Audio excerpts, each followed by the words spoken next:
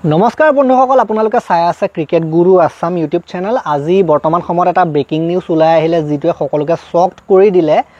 প্ৰথম 3খন মেচৰ বাবে ৰাজস্থান ৰয়েলছ দলত ৰিয়ান পৰাগক অধিনায়কত্ব প্ৰদান কৰা হৈছে। সঞ্জু চেমছনে নিজ মুখেৰে সাধাৰণতে এই কথা কৈছে যে মই অধিনায়কত্ব নকৰোঁ 3খন মেচত, আৰু ৰিয়ান পৰাগ 3খন মেচৰ বাবে অধিনায়কত্ব কৰিব। এই কথাটো তেখেতে নিজেই কৈছে।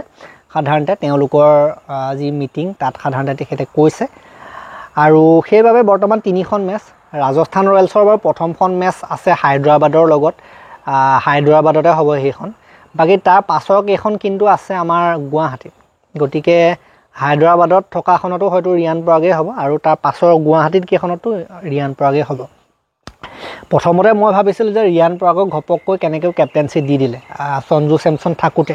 আপোনালোকৰ মনতো হয়তো সেইটোৱে প্ৰথমতে খেলাইছিলে যে কেনেকৈ ৰিয়ান পৰাগক কেপ্টেনশ্বিপ দি দিলে সঞ্জু চেমছন ইমান দিনৰ পৰা অধিনায়কত্ব হৈ থকাৰ পাছত।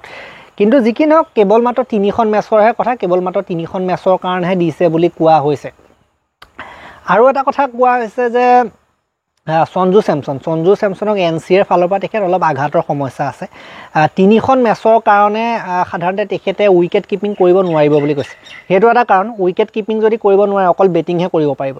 যদি উইকেট কিপিঙে কৰিব নোৱাৰে কেপ্টেইনজনে, ফিল্ডিঙো বেলেগটো পজিশ্যনত ফিল্ডিং কৰিবলৈ হয়তো নাহিব। গতিকে তেওঁ যদি খেলে এজ এ বেটাৰহে খেলিব পাৰিব বুলি কোৱা হৈছে। সেইটোৱে যে তেওঁ উইকেট কিপিং কৰিব নোৱাৰিব, তেখেতৰ যিহেতু আঘাতৰ সমস্যা আছে, NCAৰ ফালৰ পৰা নিৰ্দেশ আছে, সেইটো কাৰণে তেখেতে হয়তো যিটো কেপ্টেনশ্বিপ সেইটো সাধাৰণতে 3 দিনৰ কাৰণে এৰিছে, আৰু 3 দিনৰ পাছত হয়তো পুনৰ তেখেত আহি যাব, আৰু নাহিলেতো ৰিয়ান পৰাগ আছেই। যি কি নহওক, ৰিয়ান পৰাগৰ নতুন দায়িত্ব পাইছে, অধিনায়কত্ব পাইছে। এতিয়া কেনেকুৱা ধৰণৰ প্ৰদৰ্শন হয় ৰিয়ান পৰাগৰ আণ্ডাৰত সেইটো চাবলগীয়া হ'ব।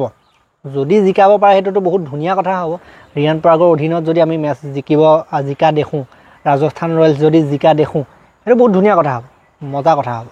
গতিকে আমি চাম কেপ্টেইন হিচাপে ৰিয়ান পৰাগ কেনেকুৱা, সেইটো চাবলগীয়া হ'ব। বাকী আগতে আছাম টীমৰ অধিনায়কত্ব কৰোঁতে, আছাম টীমৰ বাৰু বেলেগ কথা, আছাম টীমটো গোটেই টীমটোৱে বেলেগ সাধাৰণতে, আৰু ৰাজস্থান ৰয়েলছৰ টীমটোৱে বেলেগ, দেশী বিদেশী নামী দামী ক্ৰিকেটাৰ তাত আছে।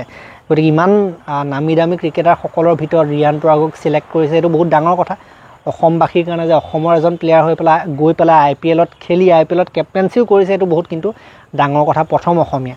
গতিকে এইটো আৰু ডাঙৰ কথা। যি কি নহওক, নেক্সট আমি চাম কি হয় কি নহয়, কেনেকুৱা প্ৰদৰ্শন হয়।